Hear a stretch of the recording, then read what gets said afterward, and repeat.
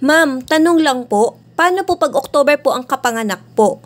Magkano po kaya ang makukuha na maternity benefits po? Hi Beb! For today's video, sasagutin natin yung question ni Beb Nika.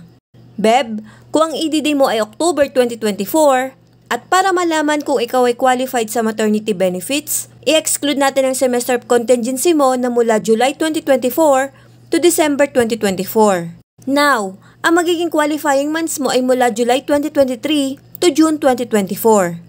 Dito po magsiselect ng at least 3 to 6 highest monthly salary credits at syempre dapat may hulog ka sa nasabing qualifying period para makompute ang maternity benefits mo. Para sa katanungan mo na kung magkano ang possible na makukuha sa maternity benefits, depende po ito sa contribution mo. Pero, kung kaya mong maghulog ng 2,800 per month, mas okay po. Beb, pwede mo pang habulin ang first quarter. At make sure na mabayaran mo ang first quarter bago matapos ang April 2024. Then, bayaran mo naman ang second quarter bago matapos ang June 2024 para iwas late payment.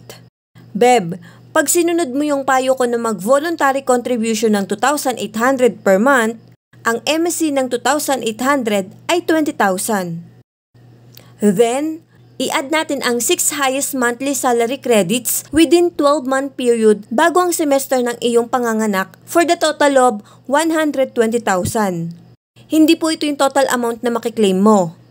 Next, para makuha ang average daily salary credit or ADSC, i-divide natin ito sa 180 days. So ito ang ADSC mo. Next, I assume na normal or cesarean delivery ka. So, i-multiply natin ang ADSC mo sa 105 days. Then, ang magiging maternity benefits mo ay 70,000. Ito po ang makukuha mo sa SSS after mong manganak. Sana'y nasagot ko ang iyong katanungan. Thank you and God bless. Follow for more.